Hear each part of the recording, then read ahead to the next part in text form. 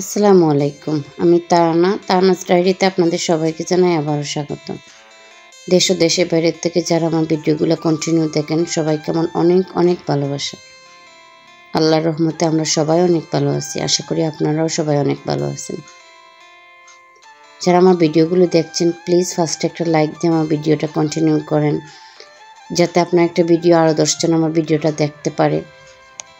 এদিকে আমি সকালবেলা নাস্তা তৈরি করছিলাম। আমি আর আইজার বাবা রুটি খেয়ে নিয়েছি, কিন্তু আইজা আজকে রুটি খাবে না বলছে, ও ব্রেড টোস্ট খাবে। তো আইজা যখন তো ব্রেড টোস্ট খাবে তখন সোয়াদও ব্রেড টোস্ট খাবে, মানে বোন যা চায় বাইয়ের তাই লাগে।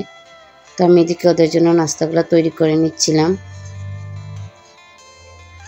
তো যারা এখন আমার ভিডিওগুলো দেখেন কিন্তু সাবস্ক্রাইব করেননি, প্লিজ আমার ভিডিওটি সাবস্ক্রাইব করবেন এবং পাশে থাকা বেল বাটনটি অন করে দেবেন, যাতে আমার দেওয়া ভিডিও নোটিফিকেশন সবার আগে আপনার কাছে পৌঁছে যায় এবং আপনিও আপনার সময় সুযোগ মতো তা দেখে নিতে পারেন।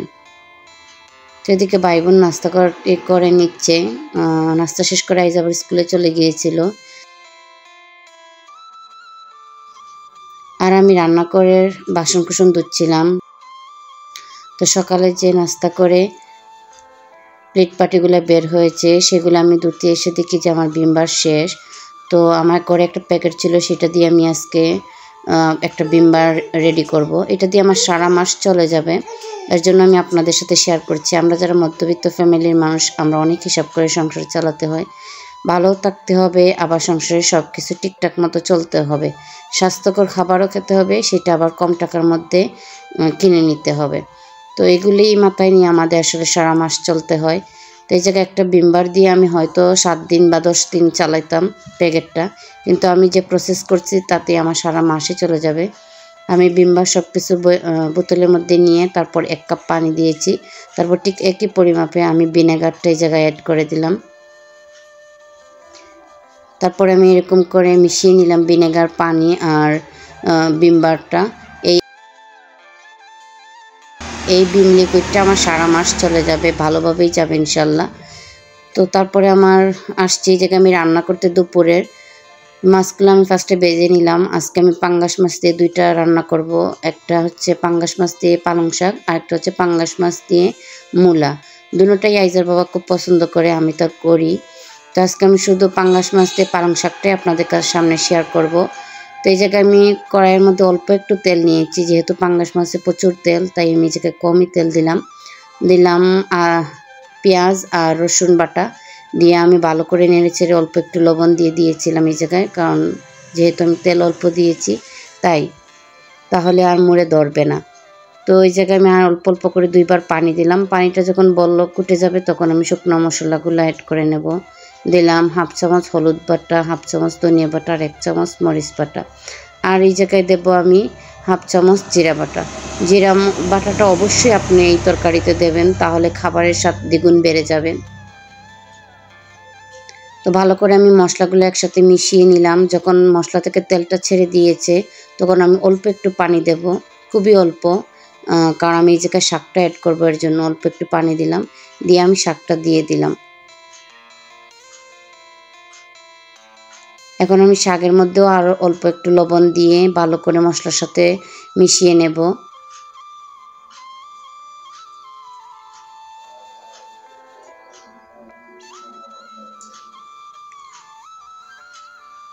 মিশিয়ে আমি ঢাকনা দিয়ে প্রায় 3-4 মিনিটের মতো রেখে দিয়েছিলাম। এই যে মাশাআল্লাহ আমার শাকগুলো একদম সফট হয়ে গিয়েছে। শাক থেকে অনেকগুলো পানি বের হয়েছিল, শাকের পানিতেই শাক সিদ্ধ হয়ে গিয়েছে। তারপরে আমি এই জায়গায় 2 কাপের মতো পানি দেব, যেহেতু আমি মাখা মাখা তরকারি করব, বেশি একটা ঝোল রাখবো না, এর জন্য আমি 2 কাপ পানি দিলাম। এই শাকের তরকারিটা আইজার বাবার খুব পছন্দের। এই যে শীতকাল আসছে, আমাদের করে শুধু এইরকমই রান্না দেখবেন, আর আমরা কোনো ধরনের মাছ বোনা বা মাংস বোনা এগুলো খাবো না, সব কিছুতে সবজি দেব। কারণ এই 2-3টা মাসই মাশাআল্লাহ সবজির একটু দাম কম থাকে, পরে তো আর সবজি অনেক কমই খাওয়া হয়, কারণ সবজির অনেক দাম হয়ে যায় তখন। তারপরে আমি মাছগুলো দিয়ে উপর থেকে কাঁচামরিচগুলো দিয়ে দিয়েছি। এই কাঁচামরিচে একদমই জাল নেই, বিচি থেকেই বোঝা যাচ্ছে, একদম সাদা সাদা বিচিগুলো ছিল। তো আরও মনে করেন 8-10 মিনিটের মতো ভালো করে আমি ডেকে রান্না করে নিলাম। এই তো মাশাআল্লাহ আমার তরকারিটা হয়ে গিয়েছে।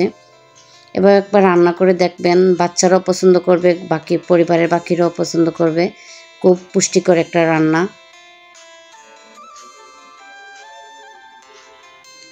তো মাশাআল্লাহ আমার রান্না করা শেষ। তো আজকে ছিল পালং শাক দিয়ে পাঙ্গাস মাছ, আবার মূলা দিয়ে পাঙ্গাস মাছ আর পুঁটি মাছ ভাজি।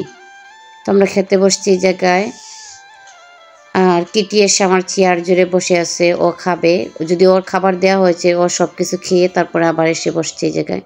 তো বিকেলবেলা আমরা অনেকগুলো কাজ করেছি, সেটা আর ভিডিও করা হয়নি। সন্ধ্যার পর থেকে আমাদের কারেন্ট নেই। তো আইজার বাবা বাইরে একটু আগুন ধরিয়েছে, আমরা আগুনের পাশে বসে আছি। বলছিল এই জায়গায় বসে চা খাবে, যদিও খাইনি। এই জায়গায় বসে চা, আমার কেমন জানি ভয় ভয় লাগছিল। আবার আমাদের ভয় কাটানোর জন্য আকাশে এত সুন্দর একটা চাঁদ উঠেছে। ইনশাল্লাহ নতুন আরেকটা ভিডিও নিয়ে আসবো। আজকের মতো আল্লাহ হাফিজ, আসসালামু আলাইকুম।